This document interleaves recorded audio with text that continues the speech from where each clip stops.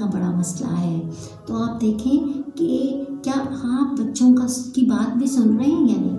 بچوں کی بات تو ہم سن نہیں رہے، اور ہم کہہ رہے ہیں کہ جی بچے تنگ کر رہے ہیں، بچے پریشان کرتے ہیں، بچے سکون نہیں لینے دیتے۔ تو سب سے پہلے میری آپ کو یہ ایڈوائس ہے کہ اپنے بچوں کی بات سنیں۔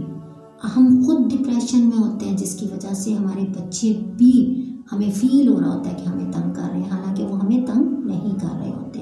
تو بچوں کی تربیت کے سلسلے میں سب سے پہلا مشورہ جو میں ماؤں کو دینا چاہوں گی وہ یہ ہے کہ آپ اپنے بچوں کو وقت دیں۔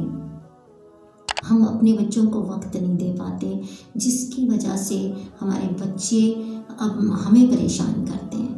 تو بچوں کو وقت دیں، ان کی بات سنیں، ان کی بات کو پر توجہ دیں اور ان کے مسائل کو سنیں، ان کے ساتھ ایک دوستانہ تعلق قائم کریں، ان کے ساتھ ایک بہت ہی اچھا سا ریلیشن بنائیں۔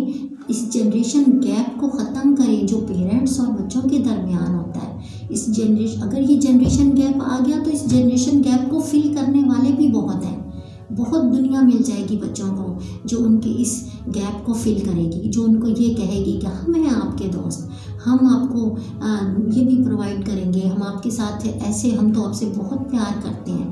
بالکل بھی اپنے اور اپنے بچوں کے درمیان میں کسی کو ایسے افراد کو نہ آنے دیں کہ جو یہ سمجھے کہ شاید آپ سے زیادہ وہ بچوں کے مخلص ہیں۔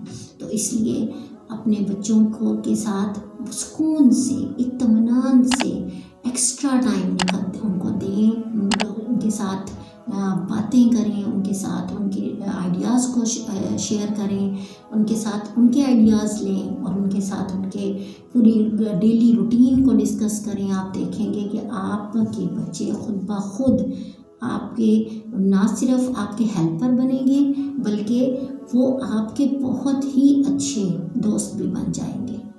تو اللہ تعالیٰ ہم سب کو اپنے بچوں کی صحیح تربیت کی توفیق عطا فرمائے، اور سب سے زیادہ جو کام کرنا ہے وہ وہی ہے جو سورہ تحریم میں بتا دیا گیا کہ یا ایھا الذین آمنوا قوا انفسکم واہلیکم نارا، کہ اے لوگوں جو ایمان لائے ہو اپنے آپ کو اور اپنے اہل و عیال کو دوزخ کی آگ سے بچاؤ۔ تو ہمیں سب سے زیادہ جو کام کرنا ہے وہ بچوں کو دوزخ کی آگ سے بچانے کا کام کرنا ہے۔